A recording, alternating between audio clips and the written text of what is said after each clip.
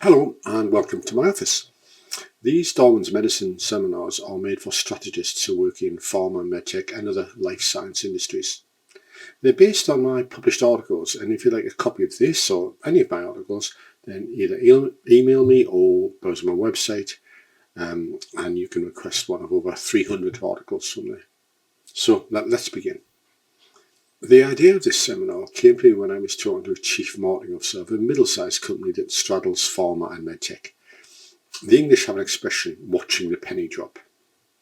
If you're not familiar with that English idiom, this was the look on the executive's face when they realised the connection between the academic theory that I was talking to him about and the practical problem that was worrying him. As I watched him, I could see him sit back a little, unfurrow his brows and smile just slightly. We then had a really useful conversation, and because the challenges he was facing were not at all unusual, I'm going to use this month's seminar to share the idea that made his penny drop. You see, the problem that he faced was a fundamental dilemma that troubles all life sciences companies as far as I can see. What we do is so complex and the consequences of screwing up are so serious that we depend on systems and processes. Now, we like to complain about bureaucracy, but we couldn't really survive without it. But the dilemma comes when our market changes, and then we need to change with it, because systems and processes are really great for repeating things consistently. But when it comes to changing what we do, innovating, in other words, processes and systems tend to hinder more often than they help. Now, this was a problem that the CMO shared with me during our sounding board session, as we called it. Market changes meant that his team had to be innovative about their go-to-market approach, but they were bogged down with planning templates and review meetings and so on, and the innovation just wasn't happening. The frustration was evident in his face as he simultaneously praised his team and bemoaned their lack of creativity. As is often the case, he thought he had identified the problem and he wanted my advice about the solution. But as again often the case, I challenged his thinking and gave him another perspective. This chief marketing officer thought that his team's problems were generating new ideas, and he wanted to know how he could stimulate that process. But as we spoke, it became evident that his team were already generating lots of ideas. The problem was that none of them were translated into appropriate, actionable innovations about how to go to market. We must get better at adapting, he said. And it was this word, adapting, that allowed me to help him. You see, I knew that he had a training in immunology, so I asked him for an example of how the body adapts effectively. Quite quickly, because he was in his comfort zone now, he talked about acquired immunity and the way that T cells are trained and the idea of clonal selection.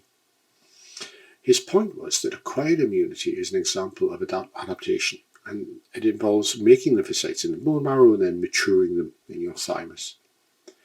My CMO's passion for immunology gave us a new way to think about the problem that was facing him.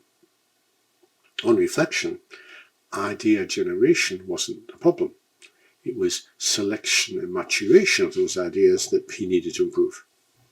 I could see that penny drop expression across his face, and then he laughed and he said, my bone marrow's fine, isn't it? It's my thymus that I'm having trouble with. Now, if there's one thing I like better than the penny drop moment, it's the excitement when the idea is matured into action. So we continue to use the biological analogy for a few minutes. The clonal selection process in the thymus works well because of the fit between a specific antigen and its counter-specific cell. In the same way, selecting the right idea must depend on the fit between the idea and the problematic market changes in this case. I asked him, how do you select the ideas now? And after a slightly painful, reflective pause, he sort of fessed up. We tend to pick trendy ideas, he said. If an idea is simple, if it has a cool name or an acronym, or if it has a pretty infographic, then it has much more chance of being accepted than a complex idea that is hard to fit on a single slide.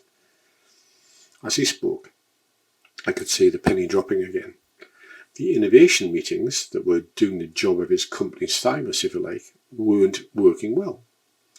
And it was that, not creativity, that was the root cause of his adaptation and innovation problem. As you can probably imagine, this diagnosis made therapy much easier.